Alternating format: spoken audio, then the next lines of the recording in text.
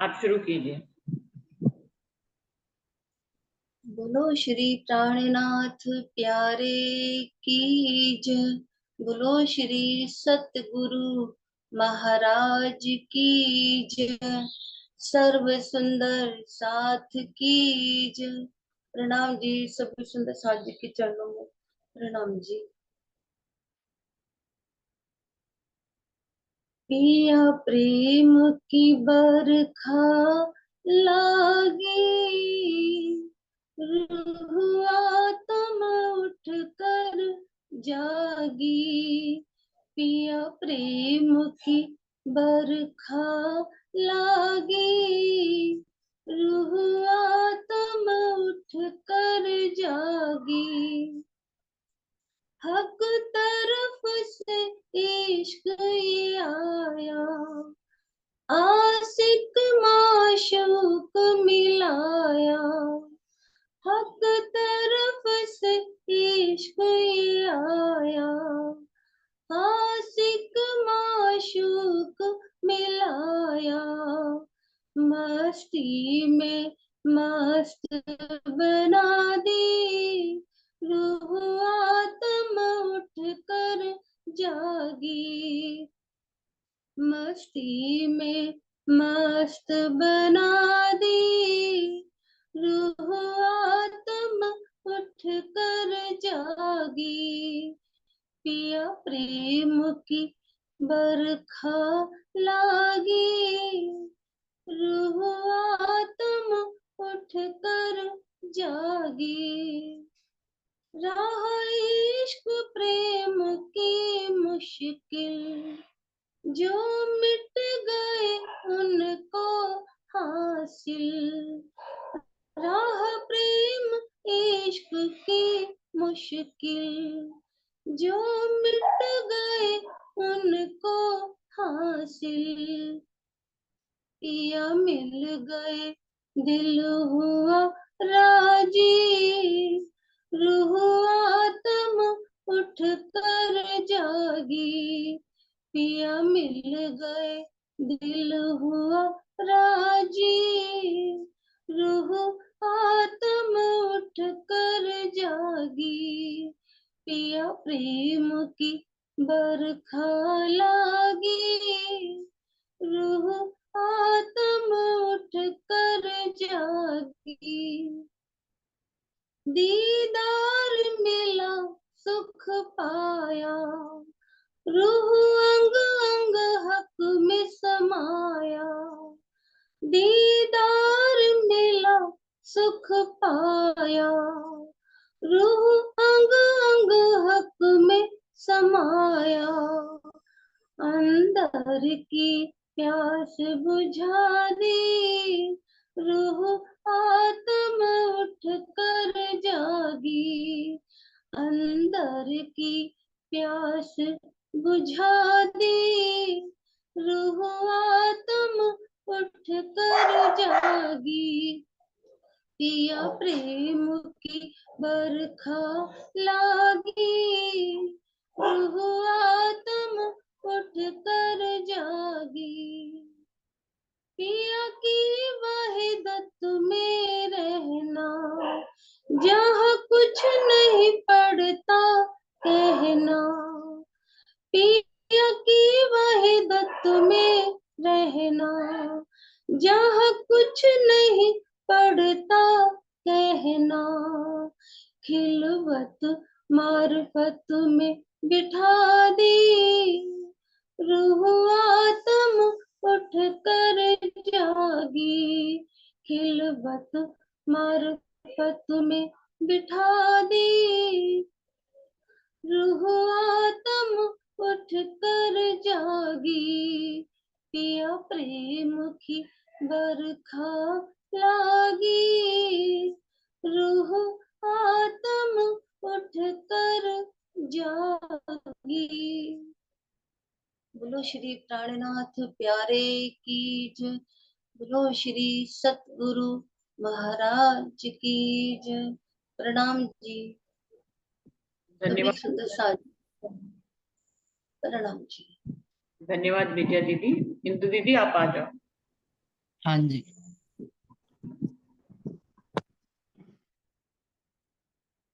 बोलिए श्री प्राणनाथ प्यारे की जय। बोलिए श्री सतगुरु महाराज की जय। बोलिए श्री निजानंद स्वामी की जय। बोलिए श्री निजानंद संप्रदाय की जय। समस्त सुंदर साथ की जय। वंदो सतगुरु चरण को करूं सप्रेम प्रणाम। अशुभ हरण मंगल करण धनी श्री देव चंद्र जी। श्री प्राणनाथ निज मूलपति श्री महराज सुनाम। तेज कुंवर श्यामा युगल जित पल पल करूं प्रणाम। पिया जित पल पल करूं प्रणाम। प्रथम लागू दो चरण को धनिये न छुड़ाइयो खिन। लाख तली लालड़िया मेरे जीव के ही जीवन। इन पांव तले पड़ी रहूं। धनी नजर खोलो बातून। पलना वालू निरखो नेत्रे मेरे जीव के ही जीवन। प्यारे मेरे प्राण के मोह पल छोड़ो जिन। मैं पाई मेहर महबूब की मेरे जीव के ही जीवन। मेरे जीव के ही जीवन।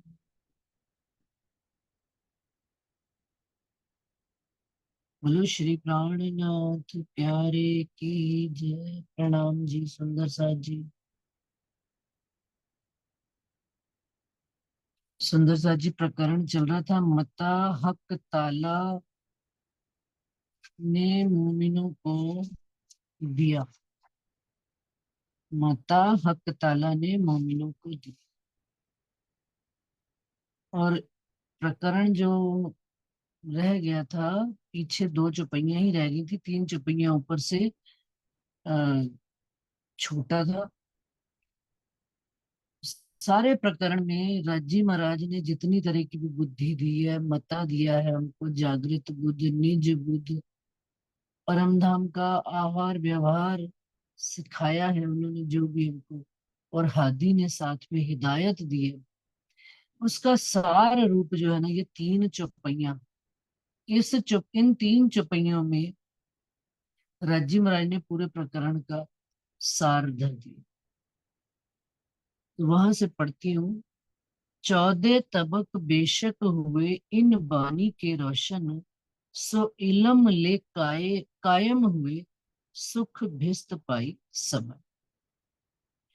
कि इस बेशक इलम से, और अभी मैंने जब स्वरूप साहब पधराए हैं तो चौपाई क्या निकली है कि ये जो फुरमान ताला कैसे खुलेगा। ताला खुले ना ईमान बिन। ईमान आए ताला खुलिया उगे अर्श बकत। कि इल्म भी हमारे अंदर, बेशक इल्म भी कब आता है जब हमें ईमान मिलता है। आगे भी बात बताई थी, ईमान इश्क इल्म तीनों ई से ही शुरू होने वाले एक सार से शब्द हैं, और तीनों ही एक दूसरे को पूर्ण करते हैं। ईमान आएगा तो इल्म आएगा, इल्म आएगा तो इश्क की अनुभूति हुई। लेकिन इस प्रकरण में इंद्रावती जी क्या कह रहे हैं कि 14 तबक इस बेशक इल्म से, इस वाणी की रोशनाई में सब अपनी अपनी पहचान करते चले जाएंगे और अखंड मुक्ति को प्राप्त होते चले। सो इल्म ले कायम किए, इस इल्म के माध्यम से सब ने अपनी अपनी भिष्ट, अखंड भिष्ट में अपना स्थान पाया और सुख भी पाया। क्योंकि जो योग माया के अंदर भिष्टे हैं, 8 भिष्टे, 8वीं से लेकर पहली तक सुख तो सब में ही है, और अखंड सुख है, ये भी बात पक्की बात है। हाँ, सुख की मात्रा का हम ये कह सकते हैं कि पहली, दूसरी और तीसरी, चौथी, पांचवी स्टैंडर्ड वाइज उसका असर आ रहा है। हक खिलवत गाय से जान्या, हमको देसी जगाए, इश्क पूरा आवसी पर हक्के हांसी करी उल्टा। हम सब सुंदर साथ ने क्या सोचा, इंद्रा, वैसे तो ये इंद्रावती जी के द्वारा उतरा हुआ प्रकरण है, और इंद्रावती जी पर ही ये बात जो है कि उन्होंने पूरी खिलवत गाई भी है। लेकिन आज के वक्त में जब सुंदर साथ जी हम देखते हैं, जागनी के ब्रह्मांड में धनी की इतनी संपूर्ण लीला चल रही है पूर्ण खुलासे से, तो और सुंदर साथ ने एक एक, उस समय आप साक्षात शिरजी साहिब के जमाने में सुंदर साथ जी पूरी वाणी तो उतरी उतरी है, और सुंदर साथ गाते भी थे वारियां दे देकर। और आज भी वही काल चल रहा है, देखिए कि कोई प्रकरण वाणी का ऐसा नहीं है कि जो गायन में ना ले लिया गया। लेकिन यहाँ पर जो लिखा है, हक खिलवत गाय से जान्या हमको देसी लिखा, खाली गाने से नहीं है, गले से गाने से नहीं है। गाने का क्या मतलब है, धनी के गुणों का बखान करना, धनी की सिफतों का बयान करना, धनी की दी हुई नियामतों का इस्तेमाल करना, गाना ही है। कि हमने राजी महाराज ने हमको खिलवत में हक खिलवत गाय से, और यहाँ तक कि राज्जी की और रूह की जो खिलवत की निज बातें थी उसको भी हमने गा गा कर सारे संसार में बता बता कर, हमने क्या सोचा कि ये जो है गाने से, एक दूसरे को बताने से, एक दूसरे को वर्णन करने से, अपने घर की निज बातों को बताने से, परम धाम के 25 पक्षों का जर्रा जर्रा बताने से, उसके अंदर की बारीक बातून छिपी बातों को जाहिर करने से हमारे अंदर जागृति आ जाएगी। परंतु इश्क पूरा आवसी पर हक्के हासी करी उल्टा है, क्योंकि जागना, जगेंगे कैसे जब इश्क आएगा। तो क्या सोचा कि जाग जाएंगे और इश्क धनी का पूरा आ जाएगा, पर हक्के हासी करी उल्टा है। हमें इश्क तो आया नहीं, पर धनी ने हमारी उल्टा हासी ही कर दी। कैसे हासिल कर दी, हमें पूर्ण ज्ञान पूर्ण इल्म होने के बावजूद, बेशक इल्म होने के बावजूद हमें इश्क तो आया नहीं, और उल्टा इस इल्म के भेदों में और पड़ गए। जो देते हमको इश्क तो क्यों सके हम गाए। अब रजी महाराज हमारा पक्ष भी लेकर कह रहे हैं, इंद्रावती जी कह रही हैं कि यदि धनी ने हमको इश्क दे दिया होता, इन वाणी इन वचनों से, वाणी के हमें इल्म के साथ साथ इश्क भी आ गया होता, तो हम ये फिर रज्जी की जो सिफतें हैं, उनके स्वरूप का वर्णन है, परम धाम का वर्णन है, सेवा माध्यम है, सेवा पूजा, कुछ भी हम वर्णन कर नहीं सकते थे। क्यों, जो इश्क में आ जाता है वो गर्क हो जाता है, इल्म होश में लाता है, और होश में वर्णन किया जाता है। तो कहते हैं इश्क हमको इस कारण से नहीं दिया गया, दिल अर्श पहुंचे रूह इश्के तो इत क्यों रहे हो रूहो जा। क्या है कि अगर इश्क जो है अर्श, दिल अर्श में पहुंच जाए, हमारी रूहों के दिल में पहुंच जाए, तो कहते हैं कि हमसे फिर इस संसार में एक पल के लिए भी रहा नहीं जाएगा, तत्क्षण ही हमारा शरीर छूट जाएगा। परंतु छूटता क्यों नहीं, क्योंकि धनी ने इस दिल को अर्श इलम से भी करके बताया। धनी ने वाहिदत का सुख भी इस इलम के माध्यम से दिया, सारे परम धाम के जो मेहर का सुख है इस इलम के माध्यम से। लेकिन इश्क जो है ना, अपना उन्होंने हमसे खींच के रखा हुआ है। कैसे, कहते भी हैं कि क्या हमको इश्क नहीं है जो हम आपका वर्णन नहीं कर, जो वर्णन करता है उसको आपसे प्यार है तभी तो वर्णन किया जाता है, या जितना जितना हम आपको जानते हैं तभी तो आपके लिए प्यार बढ़ता है। हम किसी को जानते हैं तो हमारे दिल में प्यार आता है, अगर हम जानते नहीं तो हमें प्यार कैसे आएगा। लेकिन वो कहते हैं नहीं, ये भी इल्म है, इश्क नहीं है ये। क्यों, अगर इश्क आ गया होता तो वहीं पर ही शरीर छूट गया होता।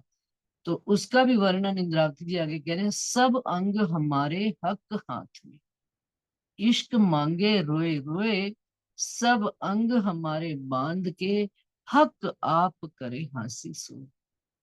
जितना भी वजूद के जितने अंग दिखने वाले और ना दिखने वाले, एक तो जाहिरी अंग है शरीर के, ये तो शरीर के अंग, लेकिन बातून अंग, कौन से जीव के, आत्म के, जिस पर भी धनी, जिस तन पर भी धनी का हुक्म आ गया है, वो सारा राज्य महाराज ने उसका अपने हाथ में डोर ले ली और अपने मन माफक उसको चला रहे हैं। उसको जो भी सामान देना है, जो भी नियामत देनी है, वो उनके दिल से आ रही है, उनके चाहे से हमारे अंदर आ रही है, हमारे चाहे से नहीं आ रही। यदि हम भजन भी गा पाते हैं, वाणी भी गा पाते हैं, सेवा भी कर पाते हैं, वो चाहते हैं तो हम कर पाते हैं। हम वाणी की भी सेवा कर पाते हैं तो वो चाहते हैं तो हम कर पाते हैं। वो चाहते हैं तो वही शब्द निकलते हैं जितना उनका हुक्म होता है। तो कहते हैं धनी ने हमको क्या किया, सब अंग हमारे बांध के। जिस तरह से एक वस्तु को बांध दिया जाए पूरा डोरी से, अब वो चाहे कि निकलना, उसमें से निकलना तो छोड़िए, आप हिलना डुलना भी, तो क्या हिल डुल सकती है? आप जीते जी एक व्यक्ति को देखिए जिसको बांध देते हैं, पूरा नीचे से पैरों से लेकर ऊपर तक बांध दिया, अब वो चाहे तो यूं पासा भी नहीं पलट सकता, हिल भी नहीं सकता, हाथ भी नहीं निकाल सकता, पैर भी नहीं निकाल सकता, क्या नाम, मुख भी नहीं खोल सकता, और लेकिन ना से सांस ले रहा है, सब कुछ आंखों से देख रहा है, परंतु कुछ भी कह नहीं सकता। मांग भी रहे हैं मुख से कि धनी आपका इश्क नहीं आता, लेकिन राजी महाराज ने इस खुदाई इलम का भी ऐसा स्वाद लगाया कि ये भी छूटता नहीं। लेकिन इसको मनन मंथन विचार विवेक करने के बाद, ये बात समझने के बाद भी इश्क नहीं आता। क्यों? क्योंकि राजी ने हमारे हाथ, अपने हमारे सारे अंग बांध दिए। हक आप करे हंसी सोए, क्योंकि धनी ने आप ही हमारे साथ हंसी करनी है। क्या हंसी करनी है उन्होंने सुंदरता जी? कि देखो जिस इश्क के हम बने हुए हैं, नख से शिख तक हमारे पर आत्म में इश्क ही इश्क का वास है। तभी तो वासना कह दिया, ओ मेरी वासना तुम चलो। वास, जिस चीज में जिसका वास होता है उसी को वासना का। हमारे में इश्क का ही वास है धनी के, हम उनके ही तन कहलाते हैं। परंतु कैसा हिसाब है कि आज हम जिस संसार में आए बैठे हैं, ब्रह्मांड में आए बैठे हैं, हमसे वो हमारा तन, हमसे जुदा करके हमारे दूसरे तन को, हमारे अक्स के तन को इलम दिया जा रहा है, परंतु इश्क आता नहीं। हम तो उस भांति से हो गए कि जैसा जैसा उन, वो डोरी हाथ तुम्हारे, कठपुतली होती है कि नहीं होती, बस धनी ने अपने हाथ से उंगलियों से चला रहे हैं, उंगली उनकी हिलती है, हमारी हाथ वाली तो हाथ हिल जाता है, पैर वाली तो पैर, मतलब कि हम धनी की कठपुतलियां। धनी, परम धाम में भी धनी के ही चाहे से सब होता था, परंतु इस बात को समझाने के लिए धनी हमको इस खेल में उतारा है। और अब उनके हुक्म से ही आप, और वो हंसी का खेल करना चाहते हैं, इसलिए वही खेल दिखा रहे हैं कि हम हुक्म के हाथ में, हक के हाथ हुक्म, इत हमारा क्या चले, जो जानो तो करे बस। क्या है, हमें ये बात समझ आ गई है पहले दिन से लेकर आज दिन तक जो लीला चल रही है, अव्वल से आखिर तक, कि हम धनी के हुक्म के बंधे हुए हैं, और हुक्म हक के हाथ हुक्म, और धनी के हाथ में हुक्म है। हुक्म कोई अलैदा वस्तु नहीं है हक से, हक ही हुक्म का स्वरूप है, और हुक्म ही हक है। लेकिन सुंदर साहब जी, यहाँ पर एक बात और भी आती है कि हुक्म के सिर दोष दे बैठ ना रहे मुंह में। अभी शायद पड़ी थी पीछे श्रृंगार में छुपे, और यहाँ पर कह रहे हम हुक्म के हाथ में, हक के हाथ हुक्म। क्या है, धनी ने सबको तो बांधा हुआ है, सारे वजूद को बांधा हुआ है, आत्म को बांधा हुआ है, लेकिन उन्होंने कहा फिर भी जो आत्म का हिस्सा है, रूह का हिस्सा है, रूह की अपनी निस्बत की हुज्जत है, दावा है, वो रूह से धनी भी नहीं छीन सकता। रूह यदि अपना हिस्से पर कमाने पर आ जाए, कमाना क्या मतलब, धनी का लाड और प्यार ही तो कमाना है यहाँ पर। यदि उस बात को अपने दावे को पकड़ ले तो बस फिर धनी का भी वहां पर हुक्म नहीं चलता। क्यों, हुक्म के भी हाथ में वहां नहीं, लेकिन यहाँ पर उन्होंने लिखा है हम हुक्म के हाथ में।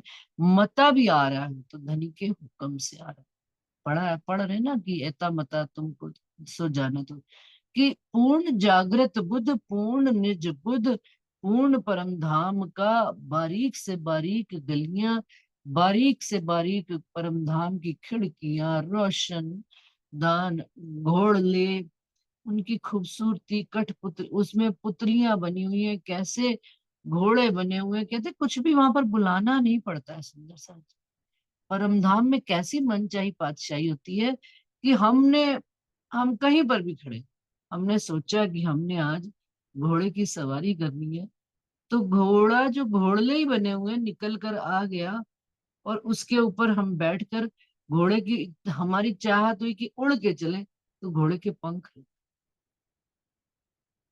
मन चाही पातशाही परम धाम में, संसार में नहीं है। संसार में क्या है सुंदर सा, हम हुक्म के हाथ। धनी ने जितना जितना हमको देना है, एक एक बूंद करके देना है, तो ये भी धनी की मौज है। और धनी ने पूरा प्याला ही उड़ेल देना है मोमिनों के दिल में, तो ये भी उनकी धनी की मौज है। तो कहते हैं उनकी बरसात, उनकी मेहर की बरसात यदि बरस रही है तो आप भीगते चलिए, उसमें उनको अपने स्वयं को डुबोते चलिए। और धनी जितना जितना प्यार लाड दे रहे हैं, क्योंकि मुझे तो पता नहीं, मेरी आत्मा को ये लगता है कि ये वाणी, ये इलम सब धनी का इश्क का ही स्वरूप। ठीक है, इस ब्रह्मांड में विज्ञान का ब्रह्मांड है, सब चीजें प्रमाणित दी जाती है, तो इलम ही प्रमाणित है। इलम भी तो उनका प्यार है। हम उनकी बात करते हैं तो भी तो उनका प्यार है, लेकिन परमधाम वाला इश्क फिर भी नहीं आ पा रहा है सुंदर सा जी। तो क्या कह दिया, अब हमारा क्या चले, जो जानो तो करो खसम। अब धनी, जब हमें पता ही लग गया कि आपने हमको बांध के रखा हुआ है, और आप ही जैसा चाहो बोरी में किसी को बांध लो, उसको जहां मर्जी लेके चलो, घूमो उठाओ फिराओ, पटको फेंको। अब बोरी में अंदर बंधा हुआ व्यक्ति कुछ बोल सकता नहीं। हमारा ये हाल होना चाहिए धनी के हुक्म के आगे, कि दुख आया तो भी मुख से आवाज नहीं, सुख आया तो भी मुख से आवाज नहीं। क्यों, क्योंकि उनके हाथ के बंधे हुए हैं, हुक्म के हाथ में। हमारा तो कुछ चलना नहीं। उनका हुक्म होगा तो हमें सुख मिलेगा, उनका हुक्म होगा तो हमें संसार में दुख की लीला दिखाई देगी। और उनका हुक्म होगा तो दुख सुख से परे हमको समतल, सम अवस्था में भी वो रखेंगे। वो देख रहे हैं कि रूह को कितनी कितनी खुराक, कितनी कितनी मात्रा में, कब कब कहाँ कहाँ किस किस भांत से देनी है। ये धनी ने अपने हाथ में रखा है श्री। और हमको क्या करना है, हमको बस उन पे ईमान, क्योंकि अभी मैंने बताया कि ईमान बिन ताला ना खुले, और जब ताला खुल गया तो फिर उगया बक्का अर्श थे। फिर तो परम धाम का दिन निकल आएगा।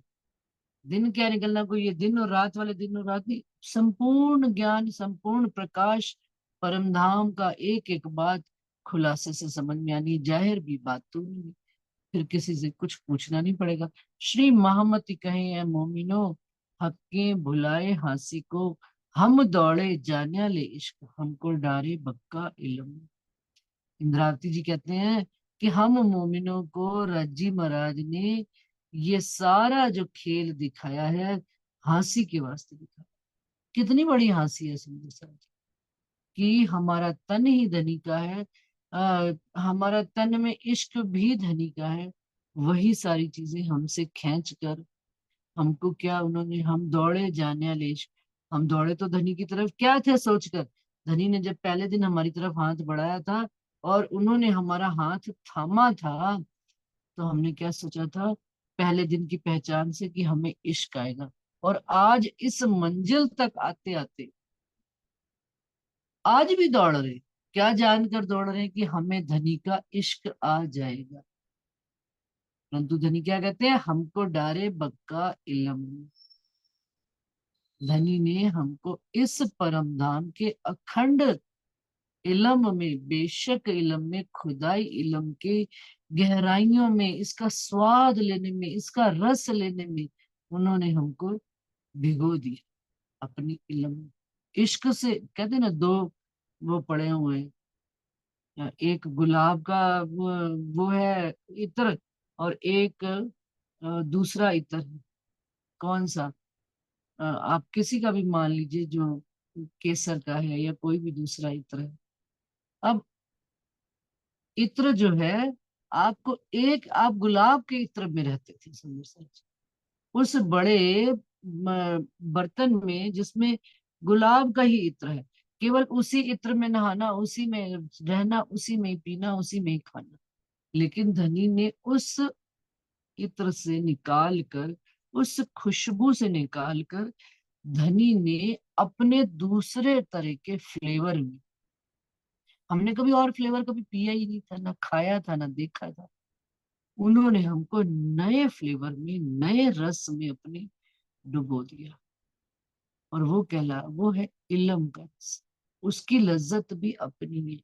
ठीक है धनी, आप हंसी करने पे आए बैठे, अरे मेरा खावंदा मुझ पर हंस भी लेगा तो क्या? लेकिन वो हमें अपने करीब भी तो इस वाणी के माध्यम से ला रहे, इतना करीब कि सहरग से नजीकी का एहसास करा। मुझे तो ये धनी की वाणी भी बड़ी प्यारी है। और उन्होंने उस में से निकाल कर हमको दूसरे इत्र में, है इत्र दूसरा भी देखो सुंदर, एक टब में से निकालकर दूसरे टब में डाल दी, एक सागर में से निकालकर दूसरे सागर में डाल दी। अब जरा राजी महाराज से हम ये पूछे, राजी महाराज आप बताओ, आपने 8 सागर बनाए, हमको ही 8 सागरों में, यहाँ हमें परम धाम में पता नहीं था, आप ही बताने के वास्ते ले आए 8 सागरों के सुख, और आपने ही मुझे इलम के सागर में डाल दिया, अपनी पहचान के सागर में डाल दिया, अपने स्वरूप की शोभा को देखने के लिए डाल दिया, अपने श्रृंगार की एक एक वर्णन को हमने, आपने हमें देखने के वास्ते उसमें इलम में डाला। सखियों का श्रृंगार, श्यामा जी का श्रृंगार, राज्जी का श्रृंगार, पर मेहर सागर का श्रृंगार, रस का सागर, उसमें कितने ही रंग निकल रहे हैं, निस्बत के सागर में कितने ही रंग है सुंदर सा। तो यदि मुझे धनी अपने इस रंग में डुबो रहे हैं, तो क्यों? क्योंकि जब हम तो हाथ हुक्म के, हक के हाथ हुक्म, धनी आप ही तो चाहते हो कि हम आपके रंग में डूबे। तो अब आपका वो रंग कौन सा है?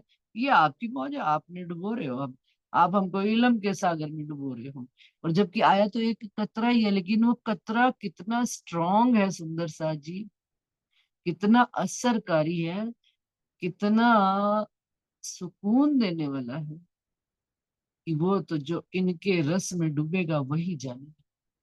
तो कहते हैं हमको डारे बक्का इल्म, हमको धनी ने अपने, मुझे याद है सरकार कहा करते थे कि जो लोग, हम लोग पढ़ते ही थे, सारे ही पढ़ते होंगे युवा अवस्था में, तो जब धनी के चरणों से नहीं लगे थे, किताबें पढ़ना, दुनिया की किताबें, कोई कौन सी किताबें, संसार के नॉवेल्स पढ़ने, ये वो पढ़ने, तो सरकार कहते थे हमको कि जिस दिन इनका स्वाद लग गया, तो दुनिया की किताबें तो 2 घंटे, 4 घंटे, 5 घंटे में पढ़ लेते हो, दोबारा पढ़ ली, तिबारा पढ़ ली, 2 बार पढ़ लोगे, 3 बार पढ़ लोगे।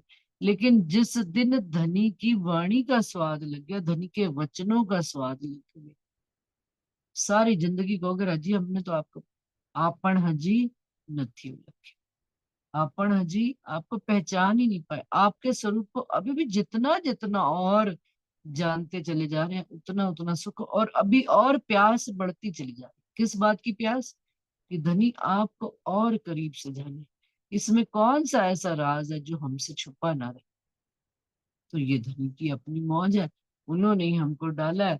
अगर वो हंसी भी कर लेंगे तो कोई बात नहीं, अरे हम हैं तो आप ही के करीब, आप ही के ही एक पक्ष को जान रहे हैं। यदि आपके इतने पक्ष हैं और आप हमको अपने इस पक्ष से परिचित कराना चाहते हैं, हम इसको भी धनी आपका हुक्म मानकर फिदा है। जिन्होंने, कहते हैं ना कि सर रख दिया है मैंने, आता नहीं उठाना, तो जब सर रख दिया और धनी ने सर पर हाथ रख दिया, तो धनी जो चाहे देते चले, बस अपनी झोली तो खुली है, जो उसमें आ जाएगा उसी में रस रस ले लेंगे, उसी का रस स्वादन करके खुद भी खुश हो लेंगे, वाक्य को भी खुश कर लो।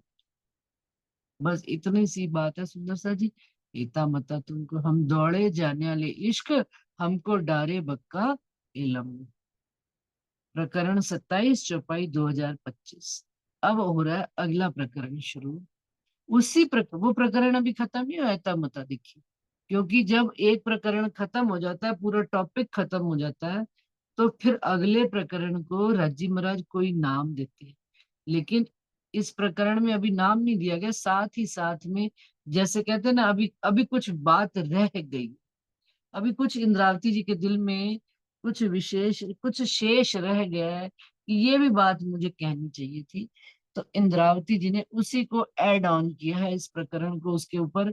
तो अब ये भी जो है प्रकरण बड़ा रस से भरा हुआ है। वर्णन कराए मुझ पे हके सब अपने अंग।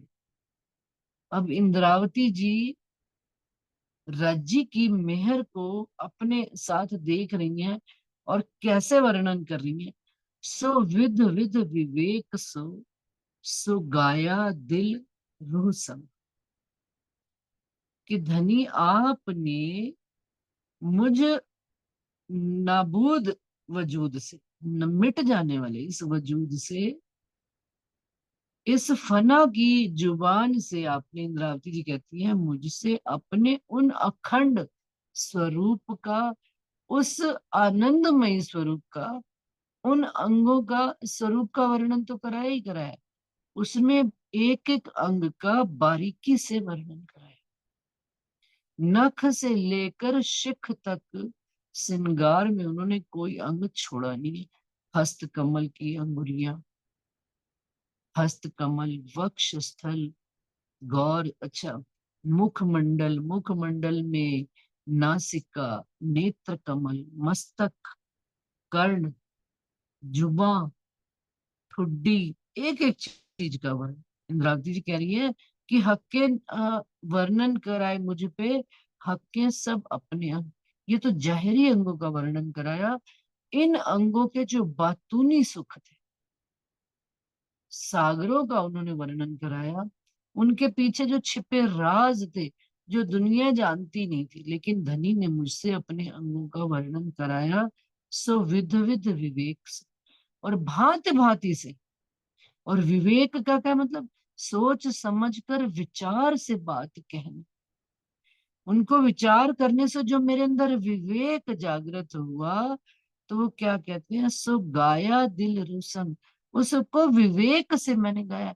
ऐसा नहीं है कि अनजाने में, बेसमझी में और बेसुद्धि में बस गाना है, गाते चलेगी, नहीं।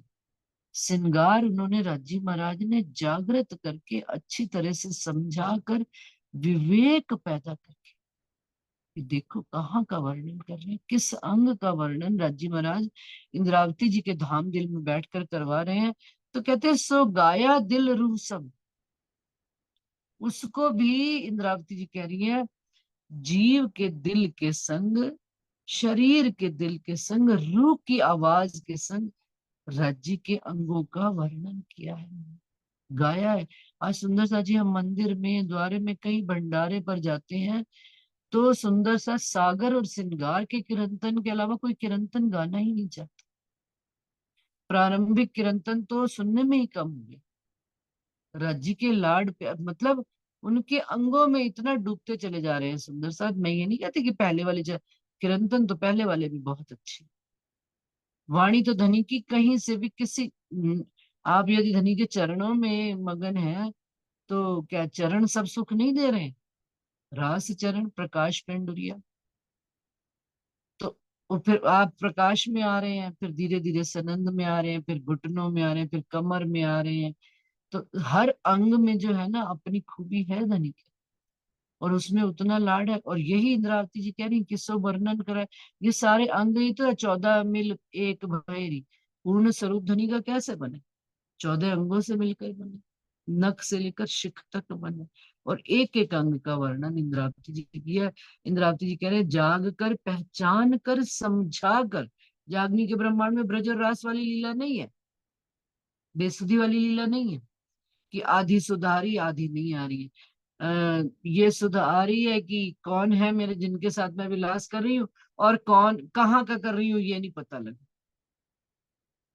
अब तो सब पता लग गया, अब तो सब स्पष्ट है, बिल्कुल खुलासे के साथ, एक एक अंग का वर्णन, एक एक बात की समझ है कि नहीं। अपने अपने दिलों पर हम हाथ रख कर देखें तो भी कहते हैं। और फिर गाया भी किसने, इस शरीर और दिल, जीव के भी दिल ने गाया, उनका अनुभव किया, महसूस किया, उनका एहसास किया है धनी को। तो कहते हैं बिल्कुल। और फिर रूह के संग गाया का क्या मतलब, आत्म ने, पर आत्म का स्वभाव लेकर इस जीव और दिल ने उसको गाया है। धनी आपके गुणों को गाया, आपकी शोभा को गाया है। जो जोरा हुए इश्क का, तो निकसे ना मुखदम, सो गाय के इश्क गमाया, जोरा कराया इलम। क्या, कि अगर वो कहते हैं हमारे अंदर इश्क का जोरा होता, हमारे अंदर इश्क जागृत हो गया होता है धनी के इन अंगों का वर्णन करते करते, तो रूह वहीं पर एट ए टाइम गर्क हो जाती है उनके इश्क में, और मुख से एक दम भी नहीं निकलता। जिस प्रकार से हम संसार में तो शराब का ही वर्णन आता है, जो पी लेते हैं शराबी पड़े रहते हैं बेहोश, कहीं उनको होश ही नहीं रहता। जो धनी की मस्ती में, दुनिया के कितने साधु संत फकीर हुए जो परमात्मा की मस्ती में, जिनको अभी खबर भी नहीं है धनी के स्वरूप की, वो भी देखो अपना उनकी मस्ती में घूमते रहते हैं। लेकिन वो कहते हैं अगर वो इश्क आ जाता तो हम वहीं गर्क। और परम धाम में, सुंदर सा जी देखिए आप, फर्क है। परम धाम में इश्क था, इलम नहीं था। किस बात का इलम, कि ये तो पता है कि हम धनी के साथ विलास कर रही हैं, अपने घर में रह रहे हैं, सब कुछ पता है, ये तो इलम है ही सही। लेकिन पूर्ण धनी के स्वरूप की साहिबी का इश्क गर्क ही करता है, इश्क केवल धनी को ही देखता है, इलम सब कुछ देखता है, इलम तौल मोल करता है, इलम संसार माया और ब्रह्म देखता है।